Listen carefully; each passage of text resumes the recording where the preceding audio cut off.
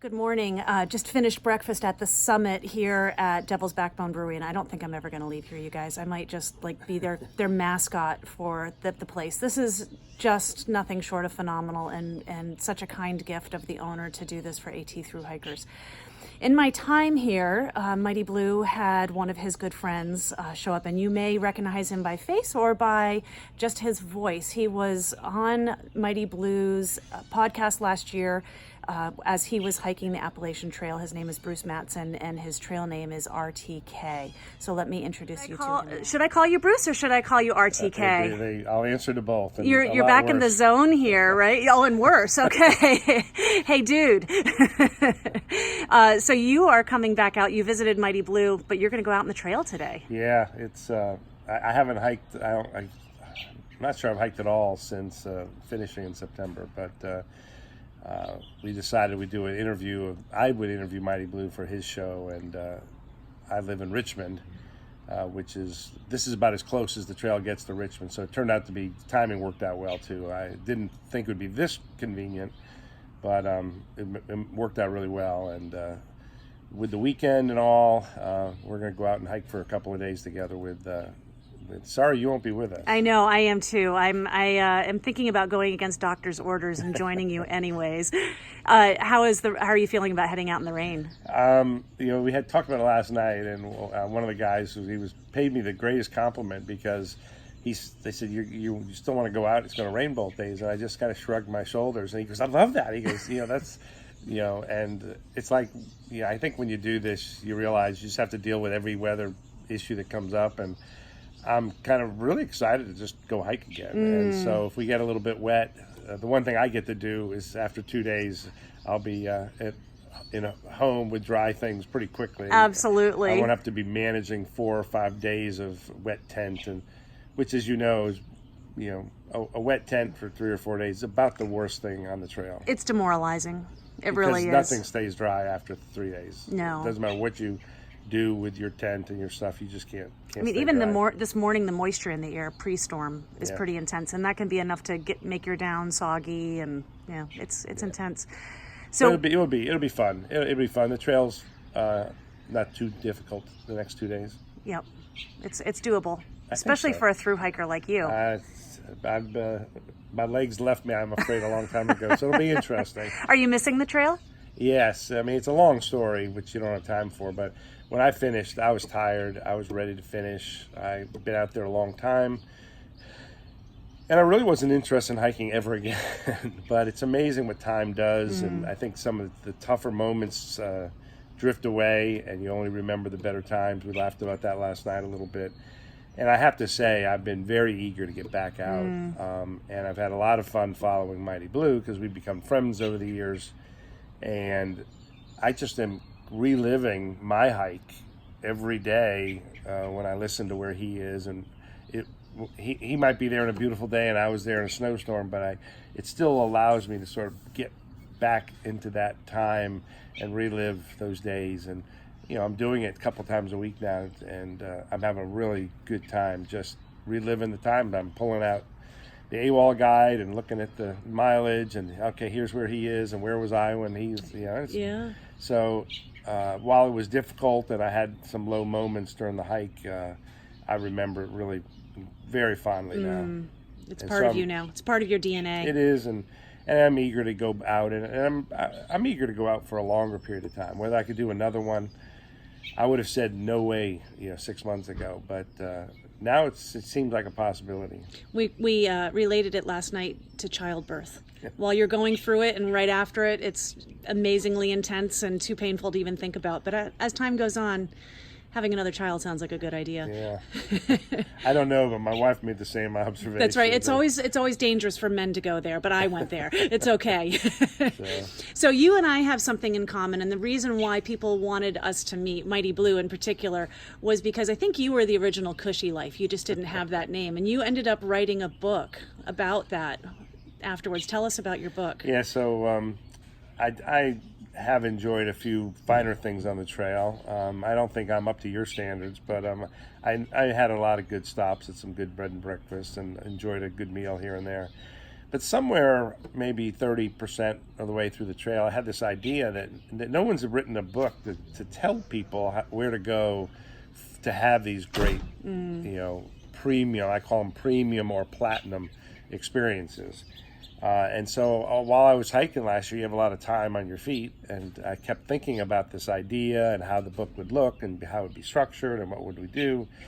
And I talked to my friends on the trail, and everyone was encouraging, thought it was a good idea. So because the trail, as you know, is made up of a lot of 20-somethings and a lot of people over 50, I thought I should get some help with people with a little younger perspective than me. So I had a buddy who I knew was a good writer, and got him to help me write it, Sharkbait.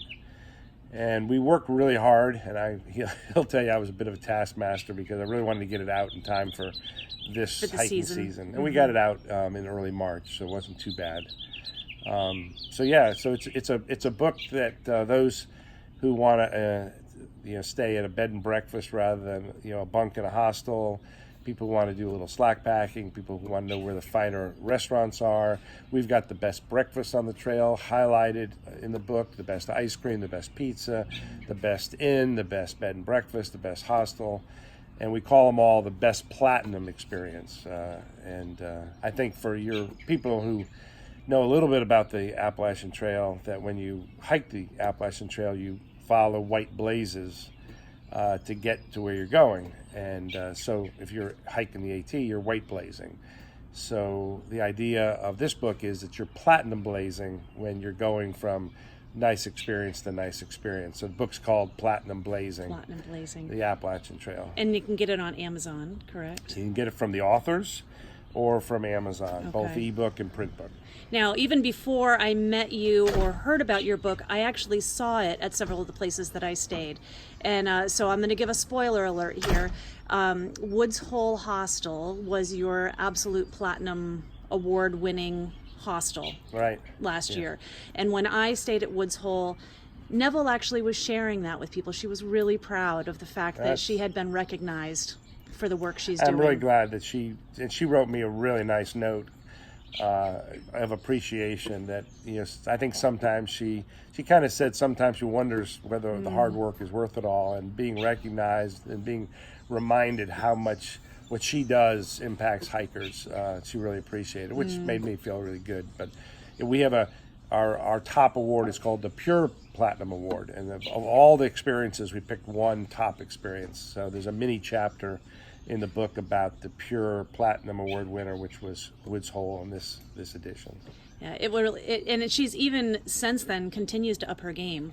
With the safari tents, that's where I stayed, and it just it's a breathtaking experience. In fact, when I knew I needed to get off trail for a few days, I looked at the map to see how far away it was, because I thought about spending my week down there. But it is a good 3 hours south of here, so it didn't make a whole lot of sense to go that far away. But that was my first idea, I'm going to go back to Woods Hole and spend a week. Yeah. And I think it would be a wonderful location off-season for a woman's retreat too, or for elder hostel experiences, or I think it's just a great base camp for other things besides through hiking. It's just a great place. Mm-hmm. And she does run a bed and breakfast out of there, so people have that opportunity. So we're here at Devil's Backbone. Was this in your guide? Did you stay here? So because I live in Richmond, which is less than 2 hours away, a lot of my shakedown hikes, my practice hiking was done right up here, not too far from Devil's Backbone, which is right at the base of the mountains here. And so sometimes to convince my buddies to go hike with me for a day or a night, I'd have to promise them a stop at Devil's Backbone. So we're very aware of Devil's Backbone in Richmond. It's a great place, a great brewery, pub, and they've turned it into a concert venue, campground, and as you know, it's been a special place. And we didn't select them for an award because of this. But in Richmond, there's the Old Dominion Appalachian Trail Maintenance Club. And that part of that club is responsible for the part of the trail right above here. And the employees at Devil's Backbone participate with the Trail Maintenance Club in maintaining the trail 19 miles right up the mountain here. And they've also designated the ATC as their primary charity. So the Devil's Backbone is very engaged with the trail, and I think all the thru hikers very appreciative of what they do. But if you see the book, we do have a category for the best platinum pub or brewery on the trail, and the Devil's Backbone did win down. that designation. I have friends, Chica and Sunsets, who hiked the trail 2 years ago, 2017, and they stayed here. And at that point, they didn't have the bathhouses yet. Everything was still just, they have done so much in the last 2 years, and they've been excited to see, I'm going to be sending them videos of what we're seeing here, because just in the last 2 years, it's grown up a lot. Yeah, now they have a regular shuttle. Before it was Catch Can. They have a regular breakfast. Before it was Catch Can. So it's a kind of a, I tell people you have to stay at Woods Hole when you hike the AT, and yet you really have to stop at Devil's Backbone. I agree. Bruce, it's been so, I feel it's such an honor to meet you. You're kind of like one of those trail celebrities, and I feel like I'm having a brush with fame. So thank you for taking the time, and I'm really glad to call you a friend now. That's after silly. this. Well, I'm delighted to call you a friend, and for all of your not listeners, but your people viewing your YouTube. I think Cushy Life's agreed to come on to the board of we're just going to throw that right out there, Platinum aren't we? Institute to help us with our next edition of the book. Well, there's got to be one Cushy person each year that carries the mantle, and so one of you, I hope, that's listening to this right now, we'll take that on for a future year. Thanks, Bruce. Yeah, thanks so much.